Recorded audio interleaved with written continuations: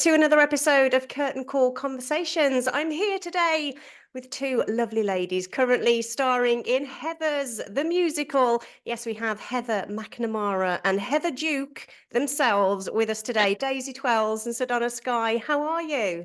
Hi. Really good. Yeah, we're doing good, thank you. Thank you for having us. Oh, no problem. So how's the show going? I mean, it's so exciting to be in the West End at Soho Place. How is it for you? There you go. Yeah, it's been amazing. I think because for me, it's my first job and it happened so quickly. Like I made the jump from drama school. I graduated in September. So It was a very quick jump straight in. But I think we can all agree, we've got the most supportive cast, the most supportive team. And because it's such a small cast, like it's so nice that everyone gets on and we just have such a good time together. And this fan base is just, you couldn't ask for anything better. Like for your first job, everyone is just so supportive and so just loving. Mm-hmm. Yeah. I mean, for me, it's my third time doing Heathers now. So yeah, it feels like coming home. It's like, I'm so happy to be back, and the show's just so much fun, and this cast are all just incredible. We're so lucky. Yeah, we have such a good group. Yeah, absolutely. I mean, you talked about the fan base there, and I mean, this show is a cult classic, shall we say. I mean, it goes on and on. We have lots of different versions of it. As you've mentioned, you've been in it twice, Daisy, before now, which is fantastic. Why do you think Heathers is so popular even still now? I think it's because there's always something that someone can relate to. Mm-hmm. Everything that happens in the show, it can hit quite close to home. And everyone has either experienced it or something in the show they've either experienced or they've seen. And it spreads such an important message. And it's also, because it's in the 80s as well, I think it's so nice to kind of make references to things that people don't really know about, and then people go and look in the history books and they're like, oh, they're referring to Jesse James, who's that? Let's go look it up. Yeah, you know, it's nice to educate people on the 80s as well. Yeah, sure. I mean, and I think sorry. No, go on, carry on. I was gonna say, I think everybody in their life has either known someone that is like a Heather or been a Heather or so I think there's a way for everyone to relate to it and to see that journey. And most of our fan base like are still in school as well, so I think it's something that they can see themselves in and see that there's other sides to it and that there's a way out of it. Like that's not just the negative, which I think Heathers touches on really well as a storyline.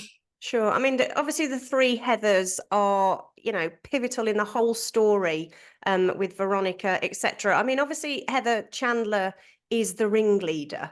So your two Heathers are sort of a bit nicer, shall we say? I mean, would you agree? Would you agree? I mean, how would you describe the characters of Duke and McNamara? I think that Duke is not the nicest girl. I think she's actually worse than Chandler, to be honest. I think Chandler has not reason, but there's motive behind things. And I think the journey that we see Duke go on is because of the way she's been treated by Chandler. But I think she takes it too far, which we see it comes around in the end, and she's got a bit of a redemption arc. But I definitely think that McNamara is like the heart of the three of them, for sure. And I think with Mac, she's more like, she just doesn't say anything because she knows and she sees it with her and the way that she treats her. So she's like, if you say something, then she's going to be the same towards you. And also, I'm not sure if people know this, but the colours that we wear represent our characteristics. So Heather Chandler wears red for power, so she's the one in charge. Duke wears green for envy because she's the jealous one. And then Mac is the coward character, so she wears yellow, which is the sign of innocence and cowardness. So it's all thought out. It's very clever, because I think each role, they bounce off each other, and in every different situation in the show and every scene, you really see the personalities come through of which one is like scared in this situation, which one is like jealous in this situation. Sedona has an amazing number that is, it's the showstopper, it's the end of Act 1, and you really see every characteristic of Duke in that scene leading up to it, and in how the song. she got there. Yeah. So I think Chandler is nasty and mean, but I think that she does drive Duke towards that behavior. So you could say it in that sense. I don't think that Duke is just mean because she wants to be. yeah, exactly. And I mean, for the three of you, when you stand there with your backs to the audience ready to come on, I mean, the noise from the crowd is always pretty insane. How do you feel like you're going to be turning around, walking onto that stage quite iconically, I must say? I mean, it is very what's it iconic. like? Yeah, it is.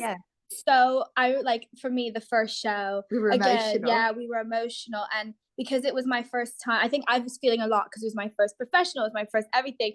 And to hear that cheer, it like, we couldn't hear the music the first night. The first night we were literally like, I think we were all there like in our poses, like shaking, like, ah! But it is the most like, I don't even know how to describe it. It's the best moment. It's the best moment.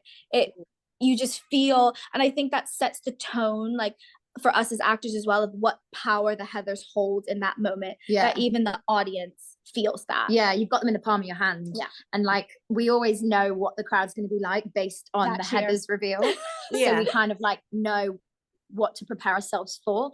The first night, the opening night, nothing will ever compare to that. That was ridiculous. We had a lot of corn nuts in the audience, and it really helped because it was also quite nerve-wracking because there's such a expectation from the corn nuts, and you know, that's their show. That's their show, and they love that moment so much. And the guitar, and the pink light, it's incredible. As a piece of theatre, that moment is, as we said, it's iconic. I mean, you're working alongside Esme as Chandler. How are the three of you sort of gelling as the three Heathers? I mean, you clearly all get on, which is great. So we I mean, hate each other. I'm sure.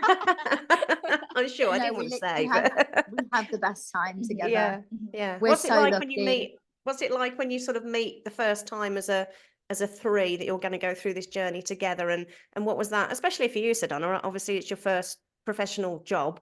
So what was that like for you? It was very intimidating. I think not those two girls. I think just the idea of like stepping into your first room that's not, you don't have the drama school like holding you. You don't have all those things. It was definitely intimidating, but I think from day one, like, everyone was just very much there to succeed. Like, and I was quite lucky. I have someone else in the cast that was in my year, so I had someone that I knew, and then also our amazing choreographer directed one of my third year shows. So I did have a bit of like, okay, like, it's okay. But I think from the moment that the three of us met, like, we did some exercises. Our director bought us lunch, and he sits us in certain groups who you have to sit with, and we were sat, the three of us, together to eat lunch. And I think it just, from the beginning, we just kind of got on, and we just gelled, and it was easy. I've never felt like, well, I have, but I feel so lucky to like be in a dressing room with these two girls, and like we just laugh all the time. We're so close. And like, I think there's such a perception of, oh, we've got roles in one dressing room, we've got ensemble in one dressing room, but because the cast is so close, I think not only just me, Sedona and Esme get on so well, but everyone gets on so well because it's just such a family of a cast. And we really have to have each other's back because everyone's role is just as important as each other's. I've been there, I've been in the ensemble, I've been a cover. I know how important it is to have the support from the people in the roles, but also the people in your ensemble with you. And we actually have a cover going on tonight, which is very exciting. Making her debut. Wow. In what role? So Kelly's on for Miss Fleming tonight. Wow. Oh, amazing. So the cast will be very pumped. The energy is going to be amazing. I can't wait to see how everyone's going to come together to support Kelly and get us through it. Yeah. Oh, that sounds amazing. I mean, how do you keep the energy pumped? I mean, you mentioned it there. A new cast member obviously brings something a little bit different to the show. But I mean, night after night, you have to bring that same level of energy because, you know, it could be somebody's first time ever seeing the show and you want them to go away sort of ecstatic and, you know, loving the show. So how do you keep the energy up? I think for coffee. Yeah, that's a good one. A lot of coffee, a lot of energy drinks. But no, I just have the best time. Like honestly, I've done a lot of shows, not like, again, not professionally, but I've done a lot of shows, and I honestly think I can say this is probably the show that I've had the most fun in, because I think I love my character. Don't condone all of her behavior, but she's so fun to play. And I think every night, like, it's just, you can just tap into it every night and just have a good time. It's a show that you can have a good time with.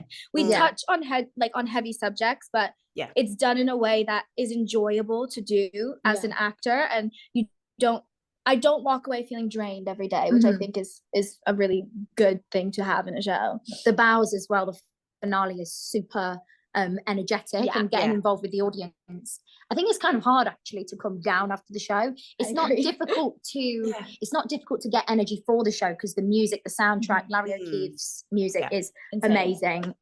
It is one of my favorite things about the show is the music. And I wouldn't be doing it for a third time if I didn't love how the show made me feel, and like obviously the corn nuts are such a massive part of that, but trying to come down after the bows is really hard. And sleep. I struggle to sleep afterwards. After the show, I'm like, go. I think that's why we enjoy 2 show days. We were saying we really enjoy 2 show days, because you have a longer amount of time to use your energy. And then by the end of the day, you're like, I did 2 shows today, and I got through that. And it's rewarding to come off every night, because we literally put everything out there every show. We get ourselves warmed up, we get pumped, and then by the time we're on that stage at, like, I think for us it's about 7:36 by the time we're on stage, roughly every night. It's like we've got that beginning part of beautiful, and it's like we can hear the audience, and we're in the wing from the top of the show, so we can hear everything that's happening. We can hear the laughs, and it is honestly the audience that makes the show. And something so random though that really helps me is that our band is underneath us. So when you can feel the vibration and energy. And that's something that I've just found really, really cool. Like especially on that Heather's reveal, when you like you can feel it. So it's electric. Can hear the energy from the audience, but you can also feel like your band and your cast supporting you. And that really, really helps me a lot. Yeah, I mean, that sounds amazing. I mean, it will never not be an iconic part of musical theatre, that walk-in, I have to say. So do you have a favourite song in the show? Maybe not one of your own, maybe just, another one. I love I Say No. I love I Say No. I think it's an absolutely brilliant song. It is. And since it's been added into the show, it just makes Veronica's role even more amazing. And when we get to sing the BVs with her, it's so fun. It's so good. So good. Yeah, it is a beautiful song in the show. I mean, it's sort of very empowering. It's kind of, as you say, that's Veronica's song. I think it's brilliant. So you're at Soho Place until the 6th of July. Then you're heading out on the road with the show. How excited are you for that? So excited. I've done 2 tours before, but a lot of the venues that we're going to I've never been to before. So I'm looking forward to performing in theatres I've not performed in before. And doing it with such a cool cast as well. I'm not from the UK, so I've not been to a lot of these places, so I think it's a really cool way to travel around where I live now, and also like with such a good group of people. I think it'll be a lot of fun to be out on the road. I can't wait. Exactly. I mean, it's sort of, you're out on the road till November, I believe, so it's a good old chunk of the year to be out. I mean, I'm sure as a family you'll have a fantastic time, and it's as you say, it's nice. It is a nice way to see the country. Have you got a specific sort of location that you're most excited about on the tour? For me, it's Chester, because I went to school in Chester. I went to the Hammond School for my senior school. And I'm excited to go back there, because I haven't been in a while, but I know that the school are going to be coming to watch, so I'm excited to be performing where I grew up. I'm excited for Newcastle, because my dad's actually from Newcastle. And so I've got a lot of family that have never seen me perform on my dad's side, and my nan, she's 97, so she's so she's gonna come watch the show, which I think will be really, really cool. And then all my parents are gonna come up as well, and so then I'll have like a good group there.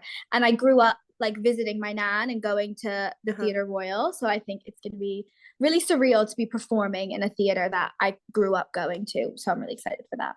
Excited. Amazing. So just one last question. What was your audition song for this show? Oh, mine actually was Never Shut Up Again. So it was quite straightforward. I just got sent the material from the show. Okay. Yeah. Yeah. Oh, that was wow. it. It was just one self-tape, and then we did an in-person dance round, and then an in-person song and 3 Duke scenes. So I was always being seen for Duke, and then that was it. Yeah. Oh, how about you, Daisy? I think this is a general for Heathers. They just get you to do material straight away. Oh, okay. Yeah, so you don't do your own song for this show. Okay, that's interesting. I auditioned for the track I was initially, which was New Wave Girl, and the cover for Heather, Chandler and Mac. So I did all the Chandler and Mac material. I had to sing Candy Store twice, 2 different versions. Yeah, and then I did Lifeboat, and I did about 5 or 6 scenes. Yeah. Wow. So quite a lot of material. I think it was like 15 minutes worth of material. Yeah, it was quite a bit of material actually, but it was very quick. My audition process was I self-taped on the Monday, had an in-person on the Thursday, found out on the Friday. Yeah. Wow, Yeah. that's quick. Yeah, it was really You must quick. have really impressed them. That's all I can say. Well, it's been an absolute pleasure speaking to both of you. I know you've got to go and get ready for your show this evening. So thank you so much for your time. Wishing you all the best with the run in London and out on the road as well. And hopefully I'll come along to see the show at some point again. I mean, I've seen it about 4 times already, but you know, it'd be nice to see the pair of you in it. Thank you. So take care, and I'll see you soon, hopefully. Thank you so much. Bye-bye. Bye.